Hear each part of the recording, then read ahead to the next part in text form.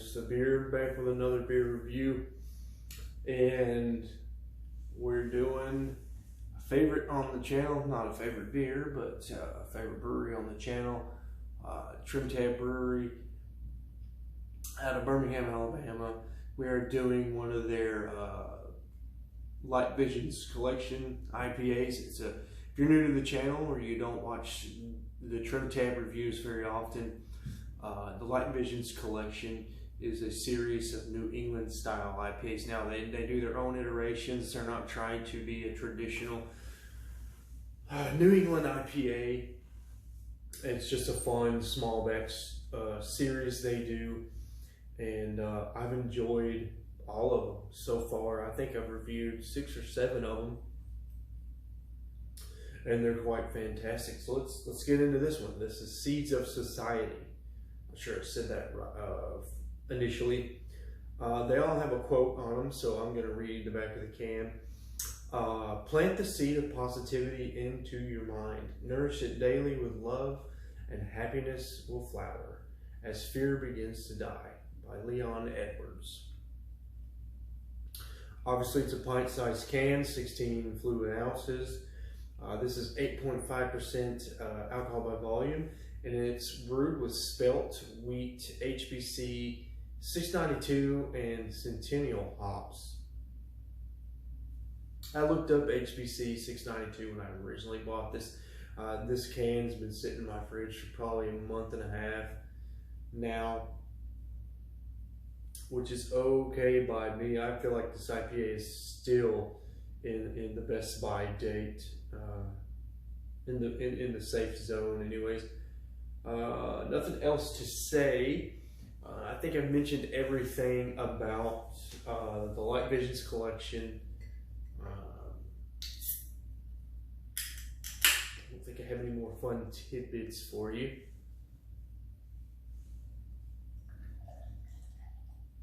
Yeah, pouring out very juicy, like most New England IPAs.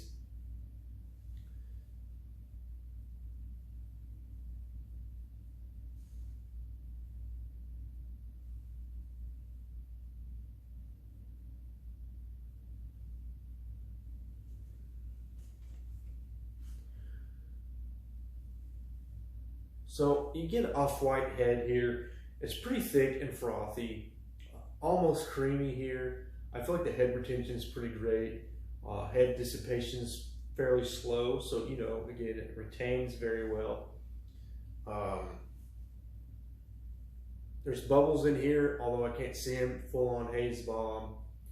I believe there's sediment floating around in here, some dust-like particulate matter. If I hold it up to the light, yeah, I can definitely see bubbles rising to the top. I can see sediment in this beer. Obviously not very filtered. A rich, deep gold, more of an almost an amber type appearance as far as the color goes. Again, head retaining as we're looking at it. Really reminiscent of I don't know, it's pretty deep. I don't guess I have any comparisons. I was going to say pineapple juice, but pineapple juice is pretty pale. Very, very piney. This is, I was introduced to this specific release from a friend of mine who talked about it, he raved about it. He talked about it. Now, if Matt, if you ever see this, I'm talking about you, buddy. But he kind of compared it to bringing in the best of New England and the best of West Coast IPAs, and I see where he gets it from. There's just a strong, very bright, grassy, piney aroma here.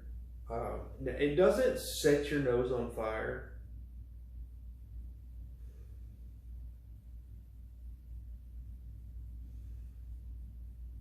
Obviously it's citrusy, but more along like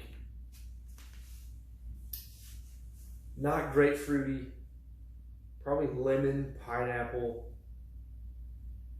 maybe a more subtle orange. I feel like I'm just really getting those brighter citrusy fruits here.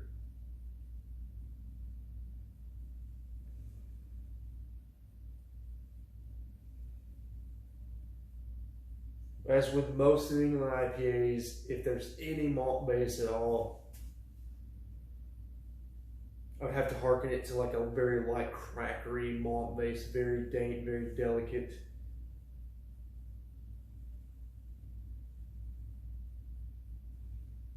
Yeah, that's the highlights of it. We'll get into the palate. I forgot to segue into that. Very tasty palate though, very juicy. I would say a medium mouthfeel. Not a medium mouthfeel, a medium viscosity. There's enough water here to give it a refreshing quality, but it is not a light beer by any means.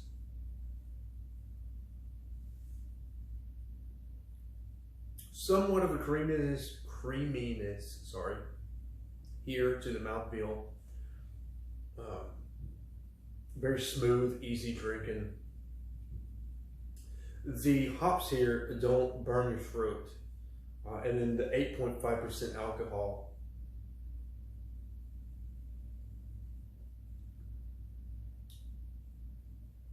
If you're wanting to concentrate on it, you can find that 8%. But it's just smooth and easy drinking going down.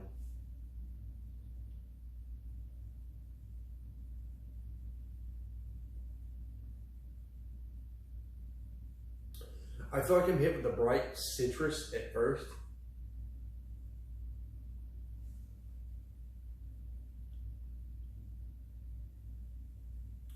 And then after the bright citrus I don't want to say it fades away, but it just kind of gives way to that bright,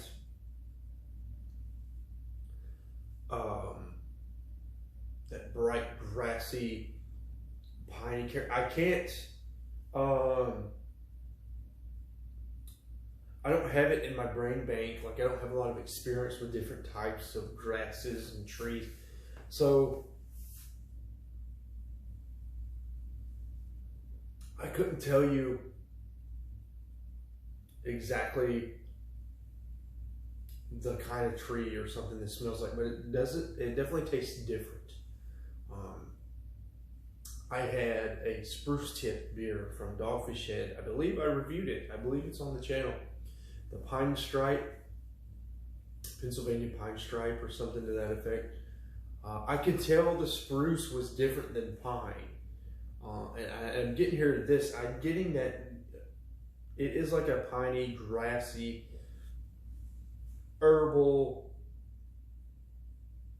hop character here.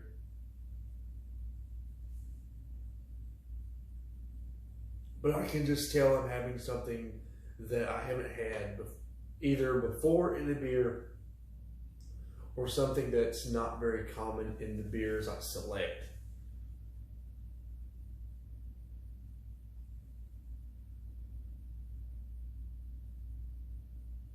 Almost no carbonation. There's a little bit there to make it not dead, but basically no carbonation.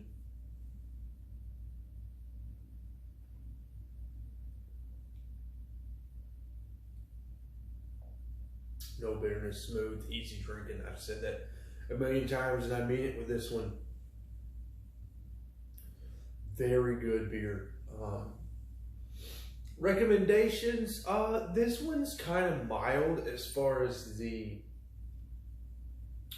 that bitterness. You know, it does have that bright, piney, grassy note in there, and the bright lemon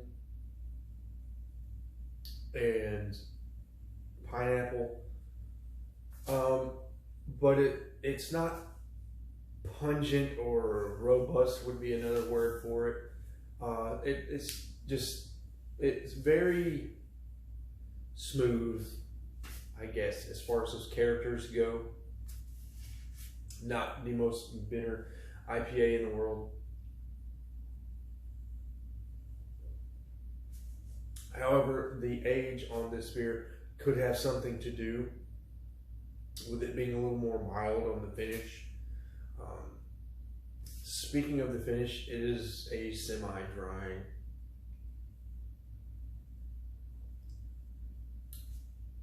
Yeah, just a very mild drying sensation, so not very astringent. Overall, a wet finish. Again, just a very light drying sensation.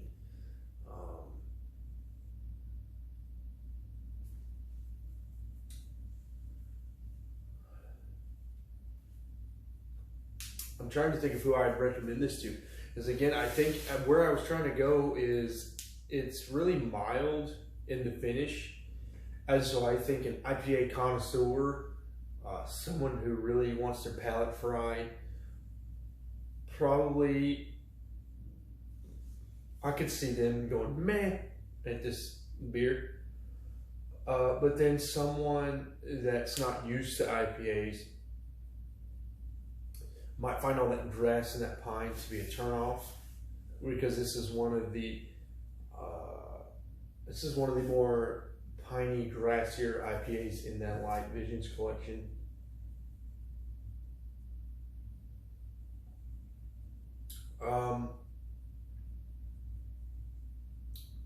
I would just say if you like IPAs or hop forward beers, just check it out.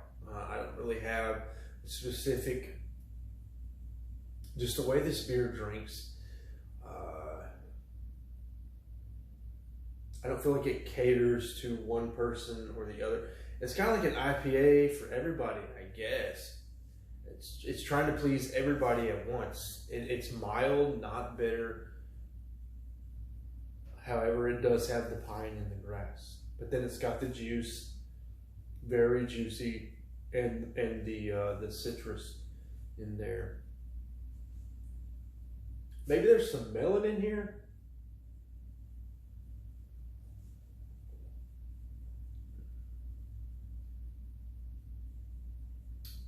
Yeah, I feel like I get a little bit of melon in here. I've had a lot of cantaloupe recently, so not that this tastes like cantaloupe, but I'm getting back in touch with melon on my palate. I feel like I taste a little bit of melon here.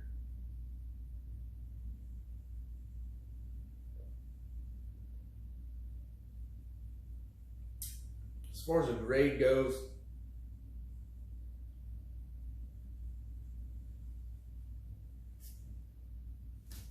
I mean, it's another great addition to the Light Visions collection. None of these have quite blown me out of the water where I'm just, man, that's a 5 out of 5. I know I review a lot of IPAs. I know I do. And it's kind of fun searching through just all the flavors that can be put in IPAs these days. That's where I get the enjoyment out of reviewing them. But really, truthfully, I don't really go to IPAs as like drinking beer. I usually go for like German beer if I'm just wanting, you know, something to pick up and drink off camera, relax, or, you know, hang out with friends or something. I'm going for the German or the Belgian beers.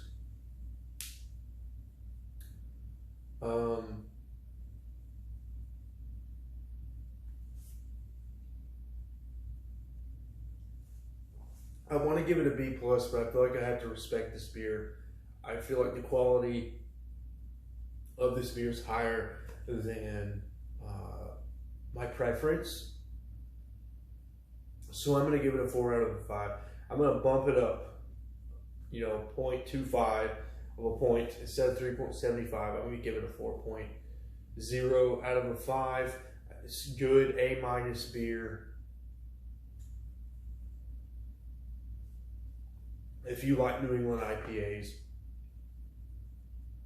if you like grassy, piney hop flavor and aroma, this is there for you as well. Can't say nothing bad about this beer.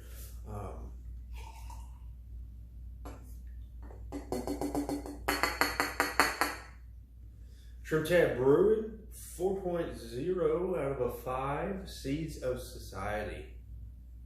Until next time, guys, and in the words of John H. Pierre, live, laugh,